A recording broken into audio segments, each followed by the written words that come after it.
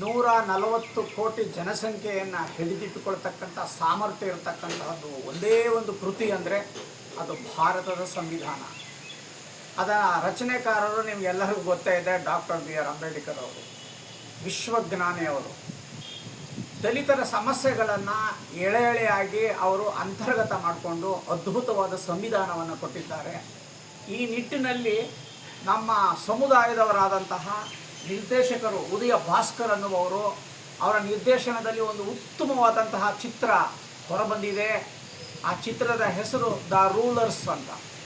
ಅಂದರೆ ಆಳ್ವಿಕೆ ಮಾಡುವಂತಹವರು, ಕೆಳ ಸಮುದಾಯದವರು ಆಳ್ವಿಕೆ ಮಾಡಬೇಕು, ಕಾನೂನುಗಳನ್ನು ಅರ್ಥ ಮಾಡ್ಕೊಳ್ಬೇಕು, ಅವರು ವಿದ್ಯಾವಂತರಾಗಬೇಕು, ಸಮಸ್ಯೆಗಳನ್ನು ಮೆಟ್ಟಿ ನಿಲ್ಲಬೇಕು ಅನ್ನುವಂತಹ ಒಂದು ನೈಜ ಸಂದೇಶವನ್ನು ಕೊಡ್ತಕ್ಕಂತಹ ಒಂದು ಉತ್ತಮವಾದಂತಹ ಚಿತ್ರ ದ ರೂಲರ್ಸ್ ಅನ್ನುವಂತಹದ್ದು.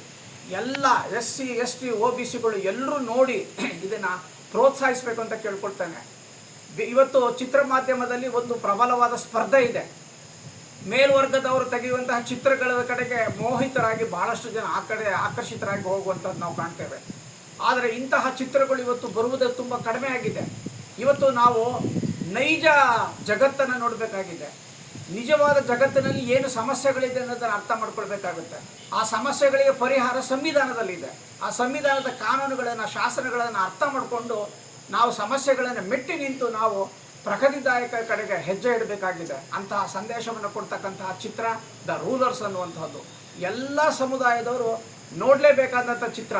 ನೋಡದೇ ಇದ್ದರೆ ನಿಮಗೆ ನೀವೇ ಮಾಡಿಕೊಳ್ಳುವಂತಹ ಅನ್ಯಾಯ ಅಂತ ಈ ಸಂದರ್ಭದಲ್ಲಿ ಹೇಳ್ತಾ ನಾನು ಮಾತನ್ನು ಮುಗಿಸ್ತೇನೆ. ಜೈ ಭೀಮ್, ಜೈ ಭೀಮ್, ಜೈ ಸಂವಿಧಾನ, ಜೈ ಸಂವಿಧಾನ.